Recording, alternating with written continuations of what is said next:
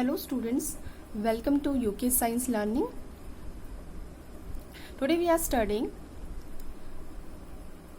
the chapter from class 9th, Matter in Our Surroundings. This is part first. Okay, you can observe that the chapter's name is starting from the term matter because this chapter is all about matter. What is matter? So here is the definition is matter is everything in the universe that occupies space and has mass.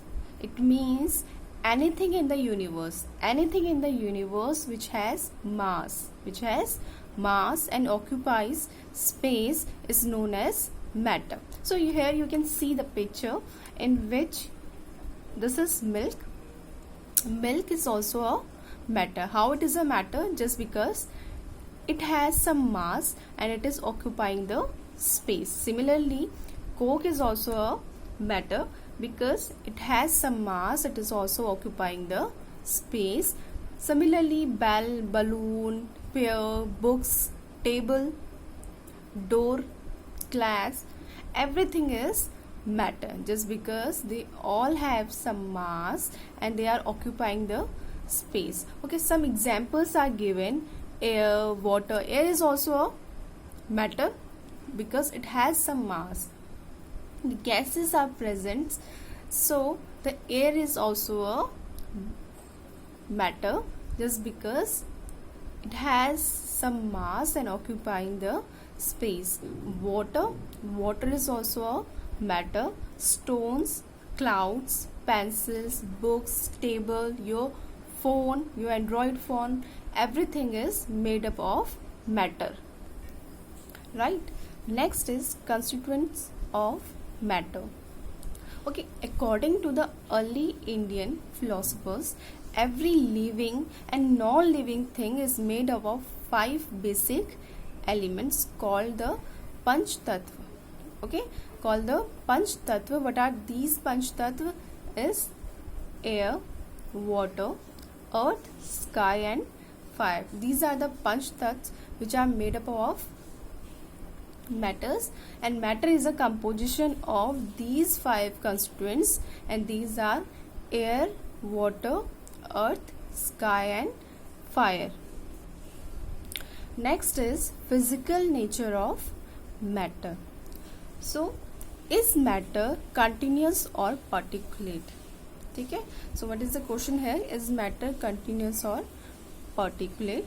Matter is particulate in nature. Particulate means it has particles. This means the matter consists of particles, right? Okay, in this picture you can observe this is a cube, right? This is a cube, and these small points you can observe, these are particles. These are particles. So you can observe here this side from the cube, you can observe here these are particles. It means matter is particulate in nature. It is made up of particles. Okay, one more example. For example, we put a drop of red color in water. The color of the water turns red. You can also do this experiment by taking red color, red ink or any ink, and you can mix that ink in the water. You will observe that the color of the water turns red. Why it is happening? Why it is so? Just because the particles of red color mix with the particles of water. They are intermixing. So one more activity is there. This is the activity in your textbook as well. So what is happening here? You can also do this activity at home. Take a glass of water and add some salt or sugar in it. You will take a glass of water and you will add some salt or sugar in it. Now this is salt.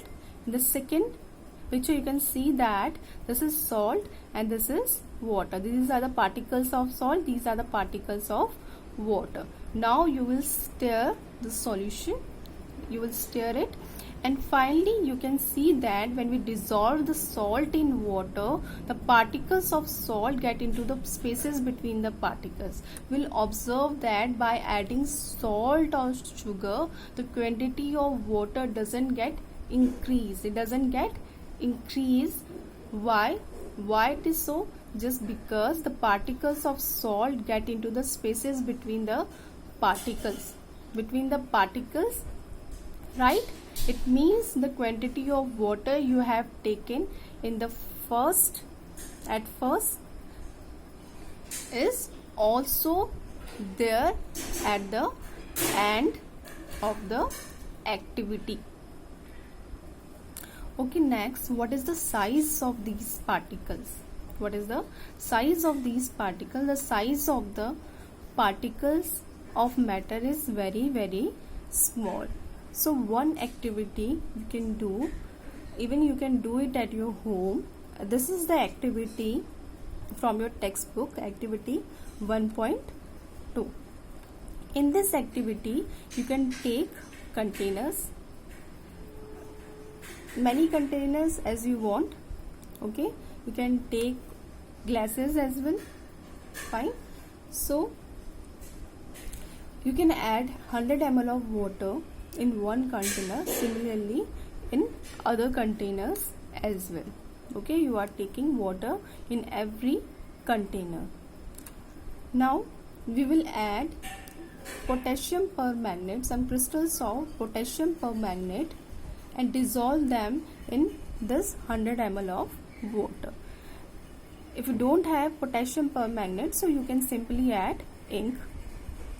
Okay, you can also add ink in the 100 ml of water. Now it has become a solution. Now what will happen?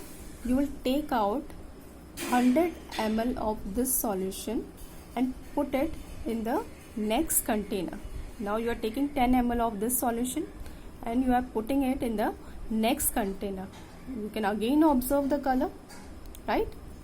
Now what we will do, again we will take 10 ml of this solution and we will put it in the next container, and again we will take 10 ml of this solution and again to the next container we will add. So we will see that the color is still present in the containers. What does it mean? It means the size of the particles of matter is very, very small. That's why the color is there. The color is present there. It means the size of the particle is very, very small, and they can be broken into further particles as well. And it means there are millions of particles present in the color which just divide themselves on dilution. Okay, one question is here. Which of these is matter? Is happiness a matter? Right? Happiness, air, sandwich, thought, juice and eraser. Okay, just think for a while which is matter and which is not. Okay, fine. Is happiness a matter? Obviously no. Why? Because it doesn't have mass and space. Happiness doesn't have mass and any space. It means it is not a matter. Air is a matter. Sandwich is a matter. Thought. Again, thought is not a matter because it doesn't have mass and space. So thought is not a matter. Juice is a matter, of course, and eraser is also a matter. Next, characteristics of particles of matter. Okay, so what are the three characteristics? First is particles of matter have spaces between them. Particles of matters have spaces between them. Second is particles of matters are moving all the time. Third is particles of matter attract each other. Okay, these are the three statements which are very important, and we will go and we'll read these three statements one by one. Okay, Now the first statement, particles of matter have spaces between them. So have you ever wondered what causes salt to get dissolved in water?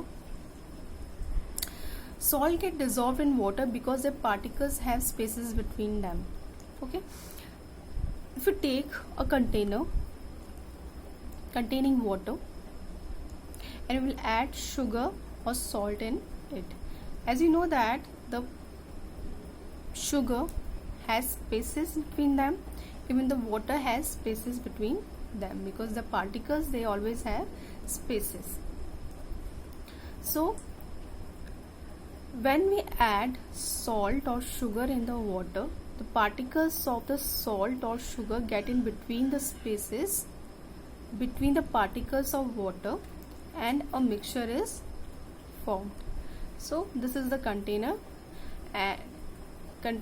which is full of water, and we added sugar in that water and we stirred that sugar, and finally we get a solution in which the sugar particles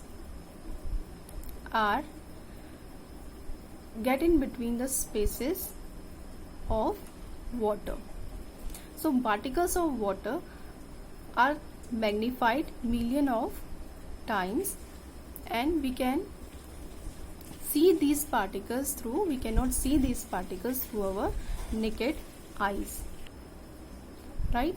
The particles of matter, they are very small in size. We cannot see them with our naked eyes.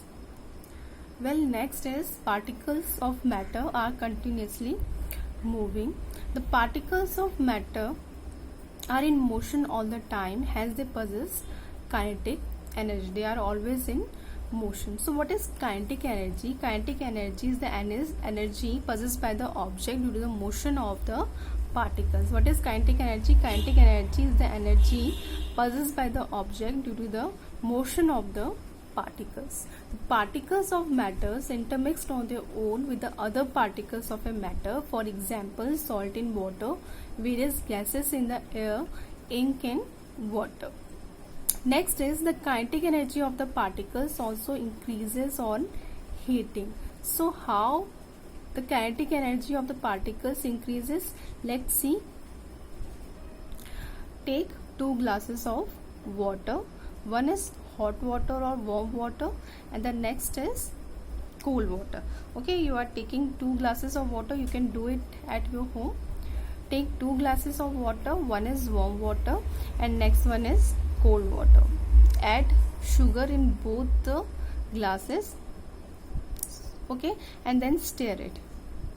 So after stirring, you will observe that in warm water the sugar is easily mixed up without putting lots of efforts. It will easily get mixed up, but in case of cold water you have to put extra efforts by mixing the sugar in the water. So why it is so? In warm water the sugar is easily getting mixed up, but in case of cold water it is taking lots of time.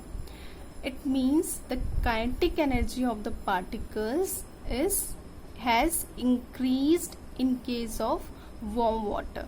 The kinetic energy is basically the movement of particles. The movement of particles has increased on heating in case of warm water. In cold water the kinetic energy, the movement of particle is lesser than the particles which are present in warm water.